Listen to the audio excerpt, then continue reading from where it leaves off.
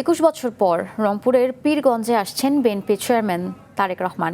শুক্রবার তিনি পীরগঞ্জে এসে জুলাই আন্দোলনে প্রথম শহীদ ও বেগম রোকেয়া বিশ্ববিদ্যালয়ের ছাত্র শহীদ আবু সাঈদের কবর জিয়ারত করবেন। পাশাপাশি সাক্ষাৎ করবেন শহীদের পরিবারের সদস্যদের সঙ্গে। তারেক রহমানের আগমনকে কেন্দ্র করে আবেগ আপ্লুত শহীদ আবু সাঈদের বাবা সন্তানের সমাধিস্থল পরিষ্কার করছেন। এদিকে পীরগঞ্জে তারেক রহমানকে স্বাগত জানাতে ব্যাপক প্রস্তুতি নেওয়া হয়েছে। এছাড়া রংপুর ঈদগাহ মাঠে জনসভায় বক্তব্য রাখবেন দলটির চেয়ারম্যান।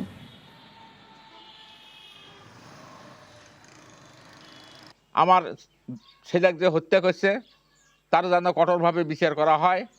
আর এই রংপুরে অবহেলিত কর্মসংস্থান নাই, বেকার লোক, এদের যেন কোনো কর্মসংস্থা করে দেয়।